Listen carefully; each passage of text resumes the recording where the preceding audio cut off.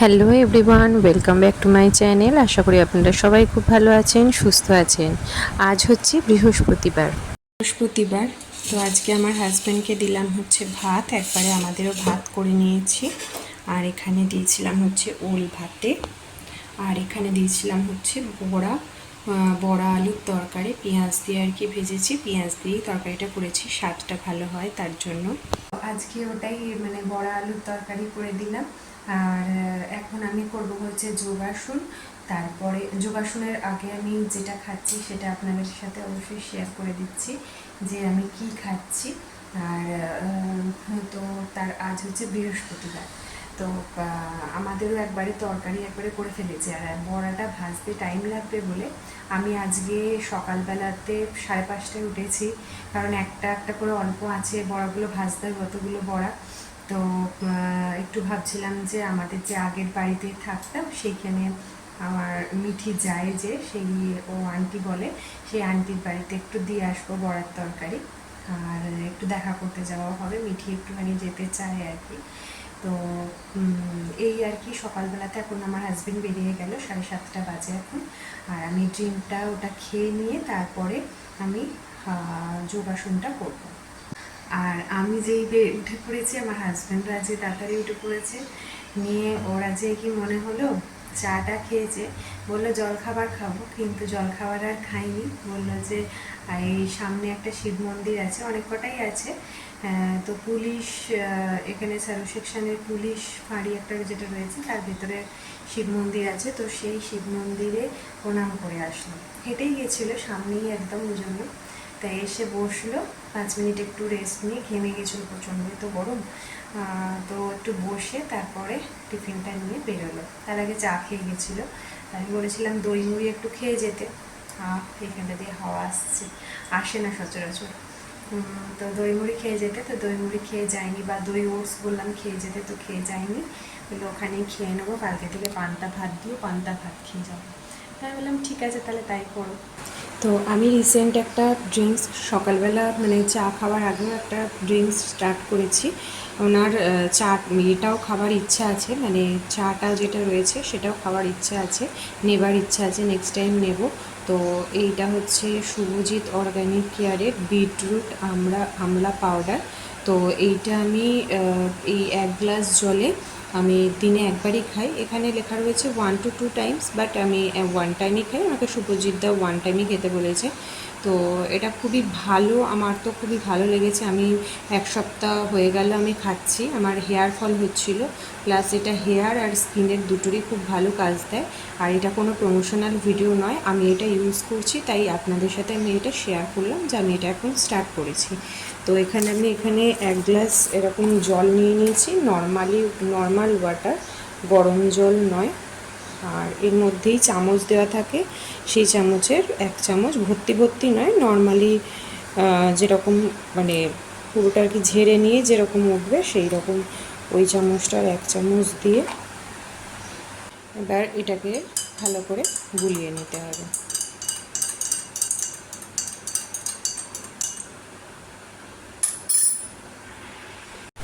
যেহেতু বিটরুট দেওয়া রয়েছে তাই জন্য এরকম একটা রেড কালার এসছে। আর বিটরুটের কিন্তু কোনো এখানে স্মেল ছাড়ছে না, খুব ভালো খেতে আর টেস্টি, আর আমলার গন্ধটাও রয়েছে এটাতে, পুরো একদম ভরপুর আমলা রয়েছে, মানে আমলাটা মুখটা যেমন একটা কষা হয়ে যায় পুরো সেরকম আর কি হয়ে যাচ্ছে। আর টেস্টটা খুবই ভালো, বিটরুটের যে একটা গন্ধ থাকে সেসব কিছু নেই, এটা বিটরুট আমলা পাউডার। তো এটা স্কিন আর হেয়ারের দুটোরই খুব ভালো নাকি কাজ দেয়। তো দেখা যাক, আমি আপাতত স্টার্ট করেছি হচ্ছে দেড় সপ্তাহ হয়েছে স্টার্ট করেছি। তো আমার হেয়ারের জন্য আমি জিনিস নিয়েছি, আর এরপর আমার স্কিনের জন্য নেবার ইচ্ছা আছে। তো দেখা যাক, আমি স্কিনের জন্য আর এই যে টিটা রয়েছে ওই টিটাও নেবার ইচ্ছা আছে।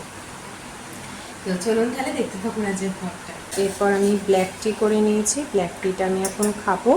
নিয়ে তারপরে রিসেন্ট আমার ফ্যাটি লিভারটা ধরা পড়েছে, তো তার জন্য ডাক্তার বলেছে, মানে আমাকে দেখিয়ে দিয়েছে যোগা, তো সেই যোগা করব আমি। মানে একদম খালি পেটে করতে বারণ করেছে। তো তার জন্য বলেছে একটু কিছু চা খেয়ে, চা বা হালকা কিছু ব্রেকফাস্ট করে তারপরে মানে যোগাটা করতে বলেছে।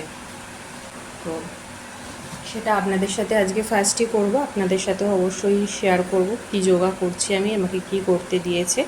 আপনারাও যাদের এরকম আছে তারাও করলে উপকৃত হবেন।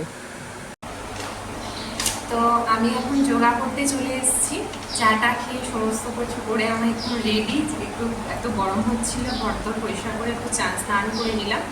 তো আমাকে না এখানে একটা ব্যাক ক্যামেরা, আমি এটা ফ্রন্ট ক্যামেরায় দেখাচ্ছি বলে মানে লেখাগুলো বোঝা যাবে না। এখানে আমাকে ওই এখানে যে আয়ুর্বেদিক আমি দেখিয়েছি সেইখান থেকে আমাকে পুরো এখানে একটা মানে আসনের পুরো একটা এরকম চার্ট দিয়ে দিয়েছে, মানে কোনটা প্রথমে করব, সব আসনগুলো নয়, এখানে নাম্বারিং করে দিয়েছে আমাকে। আর এখানে ব্যাক সাইডেও আমাকে একটা আসন যেটা ওখানে নেই সেটা এখানে দেখিয়ে দিয়েছে। তো এইগুলোই আমি করব, করতে করতে আবার আমাকে তখন আর এগুলো দেখার প্রয়োজন হবে না, পরপর পরপর হয়ে যাবে। আর আর আবার যখন নেক্সট উইক যাব তখন আবার বলেছে আরও তার সাথে আসন অ্যাড করে দেবে। মেনলি হচ্ছে এটা আমার ওয়েট কমানোর জন্য আর ব্যাক পেনের জন্য আমাকে দিয়েছে। তো চলুন, এটা যদি আপনাদেরও যদি কাজে আসে, আপনারাও টুকটাক এরকম ঘরে বসে আসন করতে পারেন, তো তার জন্যই শেয়ার করছি। তো চলুন দেখতে থাকুন আমার আজকের ভিডিও। তো ফার্স্টে যেটা আমাকে করিয়েছে, যে আসনটা দেখিয়েছে, তো সেটা আপনাদেরকে আমি করে দেখাচ্ছি ফার্স্টে।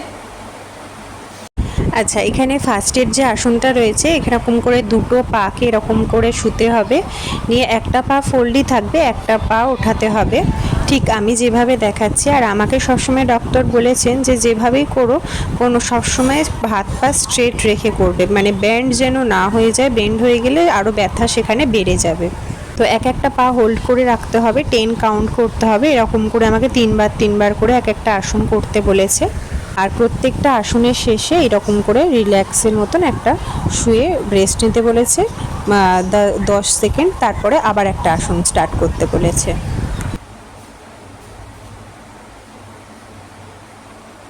এবার যে আসনটা করব এটা হচ্ছে খুবই কমন আসন, এটা অনেকেই জানে। এটা কোমরের ব্যথার জন্য স্ট্রেচিং একটা আসন, মানে দুটো পাকে এধারে দিতে হয়, যে ধারে দিতে হবে তার অপোজিট সাইডে মুখটা আর কি দিতে হবে, দুটো হাত এরকম যেরকম ভিডিওতে দেখাচ্ছে সেরকমই।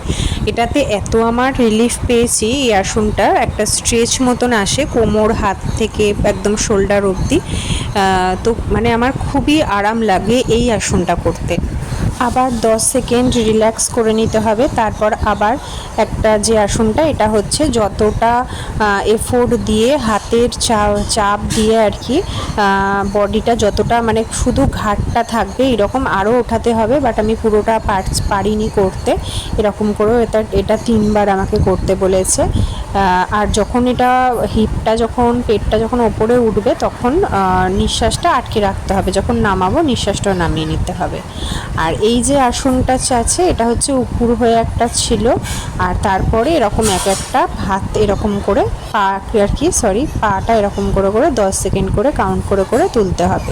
এই সব আসনই কিন্তু ব্যাক পেনের জন্য, এবং এতে বেলি ফ্যাটটাও কমবে, ওয়েটটাও লস হবে।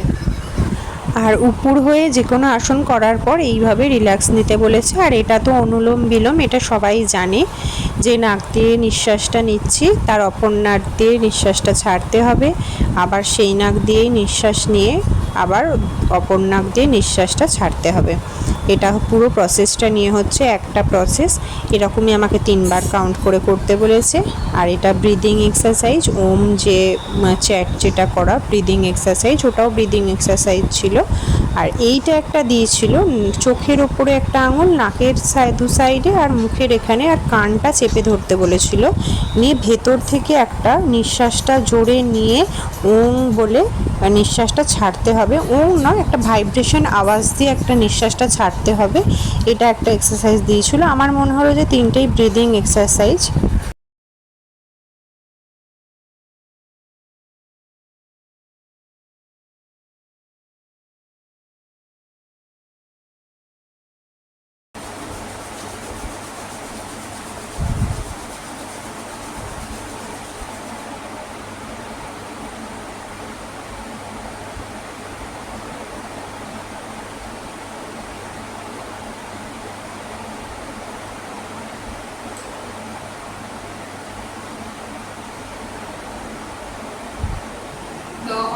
বাদে আসলে যোগাটা করে ভালোই লাগলো।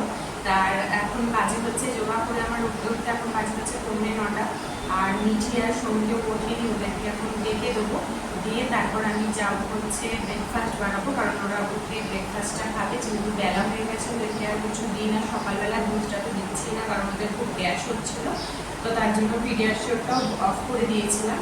তো তার জন্য সকালবেলা উঠে আগে ওদের ব্রেকফাস্ট করিয়ে দেবো, নিয়ে তারপরে তাড়াতাড়ি লাঞ্চটাও করে নেবো, যেহেতু রান্নাটাও হয়ে রয়েছে। তো সোমকে আর মিঠিকে ডাকবো, সোম ওরা দুজনে ব্রাশ করবে, তারপরে আমি একটুখানি ব্রেকফাস্ট বানাই, নিয়ে ওদের খেতে দিয়ে দেবো, তাড়াতাড়ি কিছু একটু পোহা টোহা বানিয়ে নেবো। তো চলুন তাহলে আর যোগা করবো আজকে, মানে এনার্জিটা অনেকটা ভালো লাগছে, মানে একটা এনার্জি যেন একটা লাগছে শরীরে। আর তো চলুন তাহলে আর বিকেলবেলাতে আজকে এখন আমি বলছি না, কোথাও বেরোনোর একটা প্ল্যান হয়েছে আমাদের, যেখানে বান্ধবীরা সবাই রয়েছে, তো আমরা মেয়েরা মিলেই যাবো, আমার মাকেও নিয়ে যাব। তো এখন বাজে হচ্ছে 5:30, আর আমরা এখন বেরিয়ে এসেছি, এখানে নিচে এখন ওয়েট করছি, আমার যে ফ্রেন্ড যাবে সে আর কি আসবে গাড়ি নিয়ে, গাড়িতে একসাথেই যাব। তো এখানে মায়ের কাছে রয়েছে হচ্ছে একটা ব্যাগ, আমার কাছেও রয়েছে হচ্ছে একটা ব্যাগ, ওই যেতে যেতে একটুখানি কিছু খাওয়া হবে। আর আমরা রাত্রিরে যে রান্না করেছি, তো ওকে বললাম যে তোমাকে আর কিছু করার দরকার নেই, আমরা যেটা করছি সেটাই দিয়ে দেবো, আবার বাড়ি গিয়ে করতে হবে। তো সেই আর কি এখন আমরা ওয়েট করছি, ওই দিকটাতে রোদ রয়েছে, তাই আমরা এখানটাতে এখন দাঁড়িয়ে, এখানটা ছাওয়া রয়েছে, হাওয়া দিচ্ছে, ভালো লাগছে, তো এই জন্য এখানটাতে আমরা দাঁড়িয়ে রয়েছি এখন। আর এখন প্রায় 5:45 মতন বাজে, আর কতটা মানে রোদ রয়েছে এখনো পর্যন্ত, মানে রোদ, ভালো রোদ, মানে চড়া রোদ আর কি রয়েছে। তো আমার ওই ফ্রেন্ড চলে এসছে, এই গাড়িতেই, ওরই গাড়ি, ওর গাড়িতেই আর কি যাবো। স্টার্ট করেছি, হাই করো।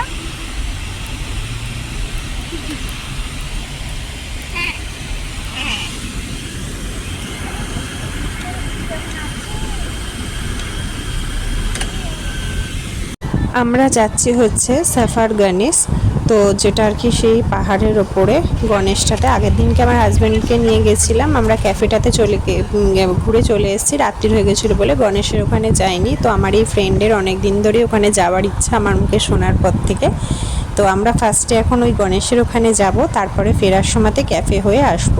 আমাদের অলরেডি অনেকটাই লেট হয়ে গেছে, 5টার সময় বেরোনোর কথা ছিল, এখন 6টা বাজে।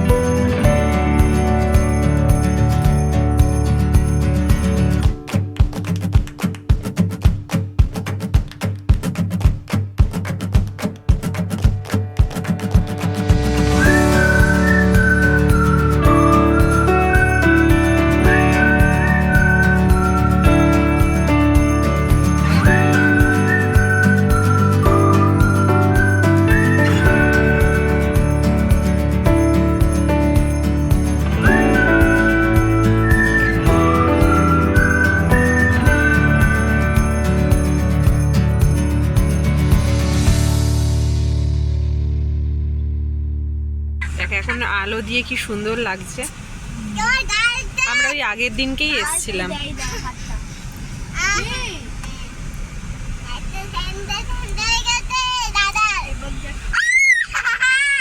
তো আজকের মতন ব্লগটা এখানেই শেষ করলাম।